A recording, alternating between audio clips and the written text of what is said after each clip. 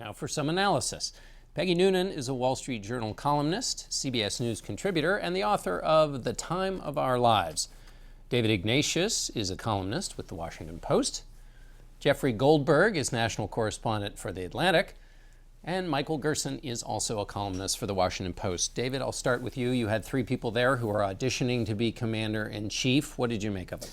My strongest impression was that Jeb Bush did the thing he's got to do to survive as candidate, which is to sound like a convincing commander-in-chief. I thought he gave a good account of how he would augment President Obama's strategy for dealing with ISIS, the additional things he tried to do, a no-fly zone, a more forward-leaning position with our special operations forces.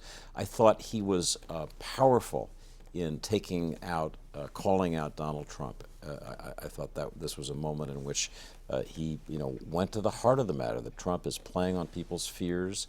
It's getting toward Bush's last chance. So my takeaway from that was, this is a person who, in this environment of anxiety and foreign policy concern, can speak to the country's worries. Jeffrey, what did you make of the group? Well, I would agree with that, except I don't think that Bush is penetrating in a way that, say, Chris Christie is penetrating on these issues. I would just jump to Ben Carson for 1 minute and say that he said something very sensible, which is that the solution to the refugee problem is in Syria. It's not in the United States or anywhere else. And we need to be focused on the fact that more than half of the population of Syria is not even in Syria anymore. Can't solve this problem without a Syrian solution. But on what David was saying, yes, there's some important ideas that are being put forward by Jeb Bush, by Chris Christie and others. The thing I'm struck by is that there's this buffet line approach. I'm going to pick a safe zone and a no-fly zone, and I'm going to get the NATO allies to do X, and I'm going to get the Arab allies to do Y. It's all highly theoretical, and each one of these options that everyone is talking about,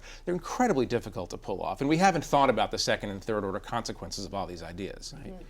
Quickly, David, for about 30 seconds, on this notion that McCain and Graham were talking about, the regional armies that would handle 90% of the ground troop operations. How big of a lift is that? I mean, how plausible is that? It's a huge lift, and I think that was the great weakness in what McCain and Graham said. It's typical of them that they're on the scene, they're looking, they're reporting.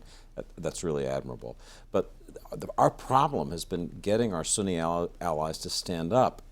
They're fighting a war now in Yemen.